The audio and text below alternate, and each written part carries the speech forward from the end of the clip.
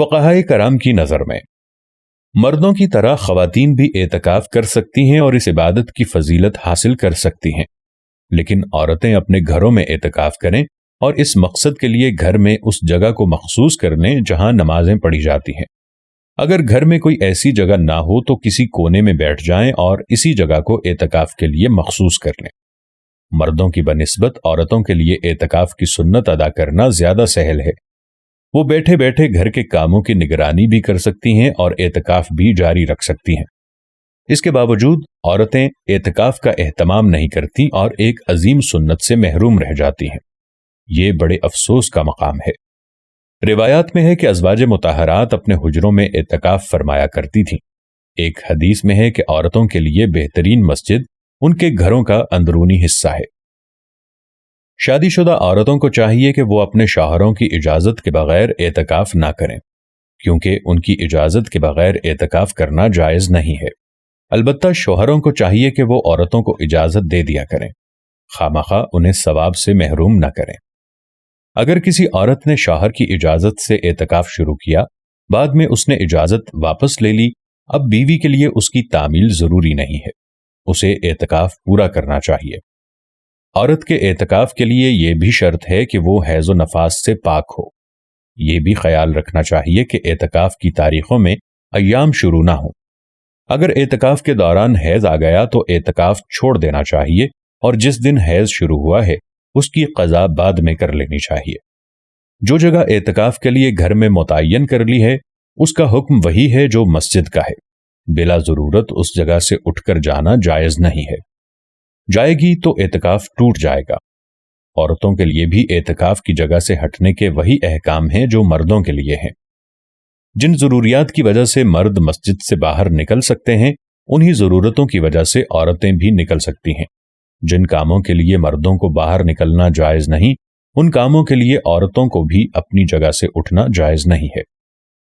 حضرت عائشہ رضی اللہ تعالی عنہا فرماتی ہیں کہ حضور اکرم صلی اللہ علیہ وآلہ وسلم رمضان کے آخری عشرے میں اعتکاف کرتے تھے، یہاں تک کہ اللہ تعالی نے آپ کو اٹھا لیا، پھر آپ کے بعد آپ کی بیویاں بھی اعتکاف کرتی تھیں۔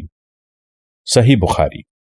ایک روایت میں فرماتی ہیں کہ حضور اکرم صلی اللہ علیہ وآلہ وسلم کے ساتھ آپ کی ایک بیوی نے استحاضہ کی حالت میں اعتکاف کیا اور وہ سرخی اور زردی دیکھتی تھیں۔ اکثر ہم لوگ ان کے نیچے ایک تشت رکھ دیتے تھے اور وہ نماز پڑھتی تھیں۔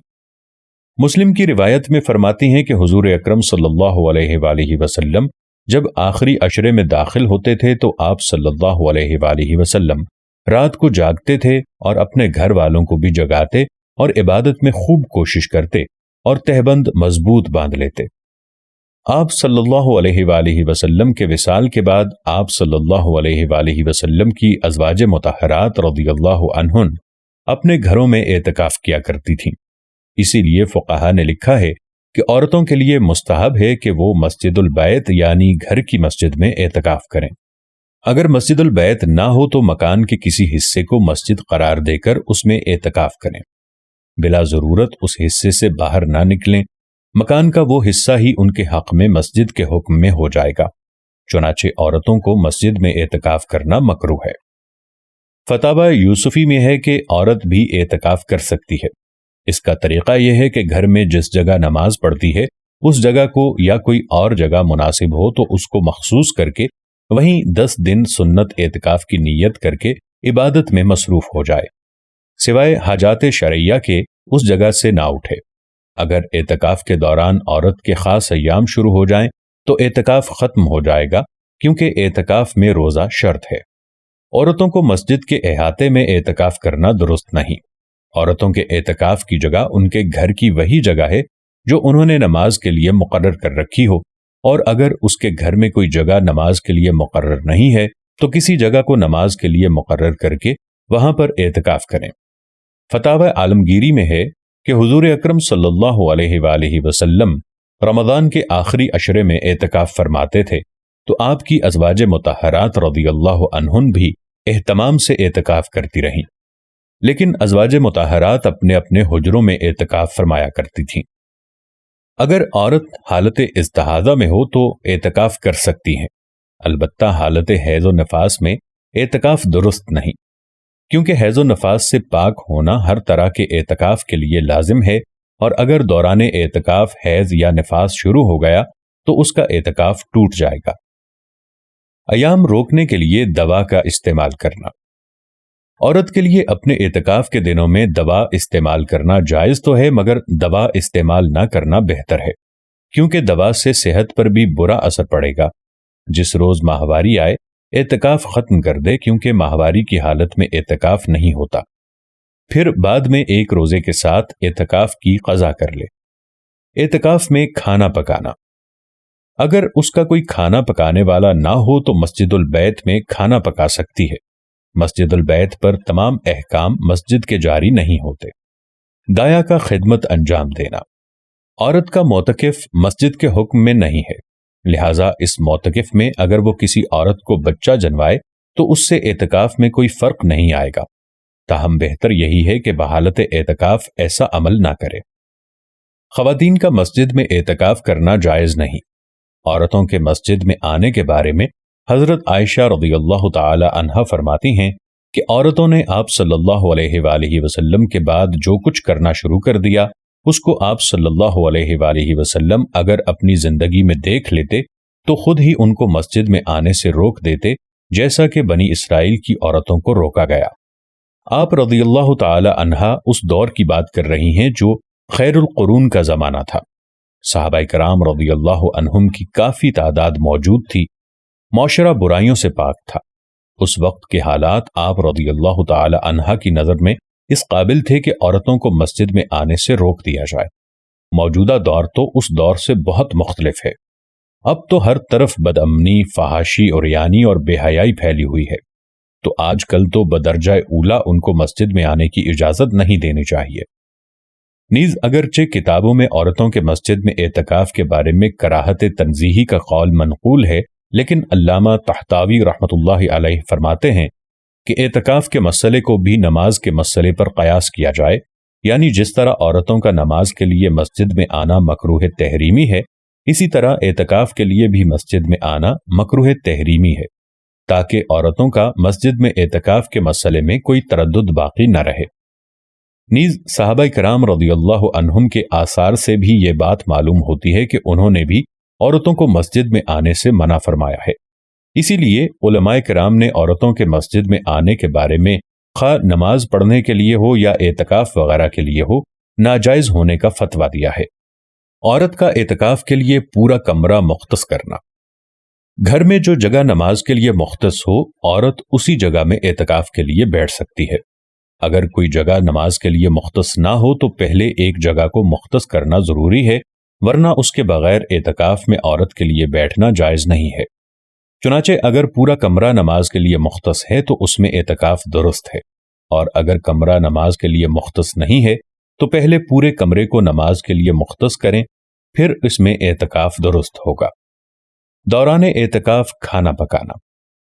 دوران اعتکاف کھانا پکانے کا حکم یہ ہے کہ اگر گھر میں کوئی اور نہ ہو جو کھانا پکا سکے تو ضرورت کی وجہ سے اپنے اعتکاف کی جگہ میں ہی کھانا پکا سکتی ہیں۔ معتکف سے بلا ضرورت نکلنا جائز نہیں۔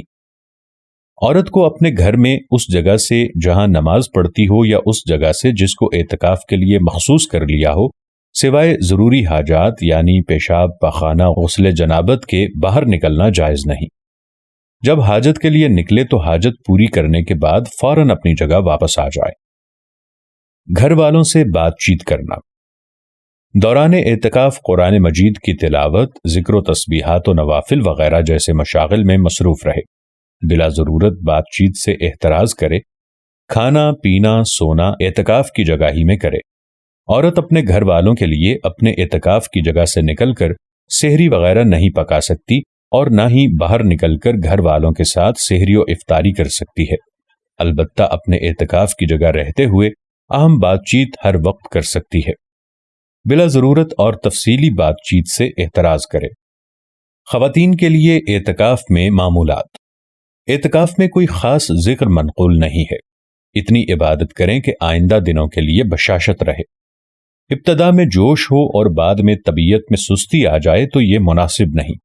خواتین کو چاہیے کہ وہ کثرت سے قرآن پاک کی تلاوت کریں، دعاؤں کا اہتمام کریں اور ساتھ ساتھ یہ اذکار کریں۔ استغفار: استغفر اللہ الذی لا الہ الا هو الحی القیوم واتوب الیہ۔ کلمہ طیبہ: لا الہ الا اللہ محمد رسول اللہ۔ تیسرا کلمہ: سبحان اللہ والحمد للہ ولا الہ الا اللہ واللہ اکبر ولا حول ولا قوة الا باللہ العلی العظیم۔ درود شریف: اللہم صل علی محمد النبی الامی وعلی آلہ وصحبہ وسلم۔ یہ اذکار کم از کم صبح و شام 100 مرتبہ پڑھیں اور کثرت سے شب قدر میں یہ دعا پڑھیں: اللہم انک عفو تحب العفو فاعف عنا۔ اس کے ساتھ ساتھ تہجد، اشراق، چاشت اور اوابین پڑھنے کا اہتمام کریں۔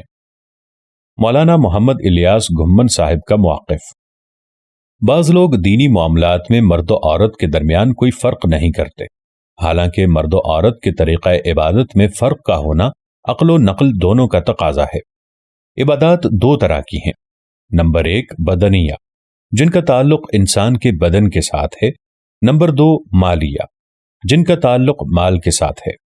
مرد و عورت کے چونکہ مال میں فرق نہیں، یعنی نصاب زکوٰۃ، شرائط زکوٰۃ وغیرہ میں، اس لیے عبادات مالیہ میں بھی فرق نہیں ہے۔ اس کے برخلاف جب مرد و عورت کے جسم کی ساخت میں فرق ہے تو لامحالہ ان کی عبادات بدنیہ میں فرق ہوگا۔ اس کی چند مثالیں یہ ہیں: مرد رمضان کے پورے روزے رکھتا ہے جبکہ عورت مخصوص ایام میں روزے نہیں رکھتی۔ وجوب حج کا نصاب تو ایک ہے لیکن مرد اکیلا جا سکتا ہے جبکہ عورت کے لیے محرم کا ہونا بھی شرط ہے۔ احرام کے کپڑوں میں فرق ہے۔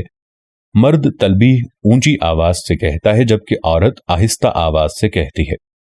طواف کے دوران مرد رمل یعنی اکڑ کر چلتا ہے جبکہ عورت میانہ رفتار سے چلتی ہے۔ مرد احرام کی چادر بازو کے نیچے سے نکالتا ہے جبکہ عورت کے لیے اس طرح کرنا جائز نہیں۔ دوران سعی مرد کو دوڑنا چاہیے جبکہ عورت کو نہیں دوڑنا چاہیے۔ مرد کے لیے حلق یعنی سر منڈانا افضل ہے جبکہ عورت کے لیے حلق جائز نہیں ہے۔ مرد و عورت کی شرعی حدود میں فرق ہے۔ مرد و عورت کے کفن و دفن میں فرق ہے۔ یہ فروق بدن کی ساخت اور پردے کی وجہ سے ہیں۔ اعتکاف بھی چونکہ بدنی عبادت ہے اس لیے اس میں بھی فرق ہونا چاہیے اور یہ فرق قرآن و حدیث اور عمل متوارث سے ثابت ہے۔ اس لیے فقہا نے قرآن و سنت کی روشنی میں مسئلہ لکھا ہے کہ مرد کے لیے اپنے محلے کی مسجد میں اعتکاف کرنا اور عورت کے لیے اپنے گھر کی مخصوص جگہ میں اعتکاف کرنا افضل ہے۔ قرآن کریم میں اللہ تعالیٰ کا ارشاد ہے: وَأَنْتُمْ عَاكِفُونَ فِي الْمَسَاجِدِ۔ سورۃ البقرہ 187۔ اس آیت کی تفسیر میں امام ابو بکر الجصاص فرماتے ہیں کہ مسجد میں ٹھہرنے کی شرط یعنی اعتکاف کے لیے صرف مردوں کے لیے نہ کہ عورتوں کے لیے۔ حضرت عائشہ رضی اللہ تعالی عنہا سے روایت ہے کہ حضور صلی اللہ علیہ وآلہ وسلم نے ایک مرتبہ فرمایا کہ میں رمضان کے آخری عشرے میں اعتکاف کروں گا۔ حضرت عائشہ رضی اللہ تعالی عنہا نے آپ صلی اللہ علیہ وآلہ وسلم سے اجازت طلب کی کہ وہ بھی اعتکاف کریں گی۔ آپ صلی اللہ علیہ وآلہ وسلم نے اجازت دے دی۔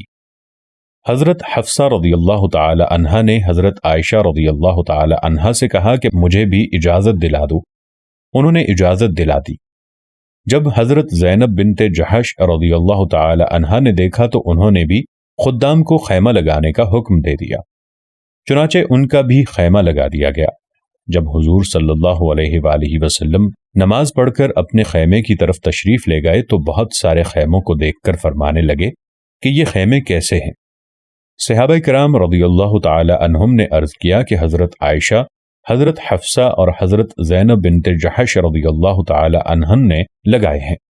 آپ صلی اللہ علیہ وآلہ وسلم نے فرمایا، کیا انہوں نے اس سے نیکی کا ارادہ کیا ہے؟ پھر نبی کریم صلی اللہ علیہ وآلہ وسلم نے یہ خیمے اکھاڑنے کا حکم دے دیا۔ یہی روایت صحیح مسلم میں بھی موجود ہے۔ ناظرین کرام، اس حدیث مبارکہ سے صاف طور پر یہ معلوم ہوتا ہے کہ عورت کو مسجد میں اعتکاف نہیں کرنا چاہیے، ورنہ آپ صلی اللہ علیہ وآلہ وسلم ازواج مطہرات رضی اللہ عنہن کے خیمے لگ جانے کے بعد اکھاڑنے کا حکم نہ دیتے، اور امی عائشہ اور حفصہ رضی اللہ تعالی عنہما کو جو اجازت ملی وہ ان کے ساتھ خاص ہے۔ احناف فقہا کے نزدیک عورتوں کا مسجد میں اعتکاف مکروہ ہے۔ اسی طرح شواف فقہا کرام بھی فرماتے ہیں کہ جوان خاتون کا مسجد میں اعتکاف مکروہ ہے۔ مسجد سے متصل وسیع و عریض رقبے پر الگ الگ قیام و طعام اور رہائش کا بندوبست کیا جاتا ہے۔ خواتین سے متعلق انڈور معاملات کے انتظام و انصرام کے لیے سینکڑوں نوجوان طالبات اور ویمن لیگ کی ممبرز، جبکہ بیرونی یعنی آؤٹ ڈور حفاظت کے لیے مسلح گارڈز 24 گھنٹے موجود رہتے ہیں۔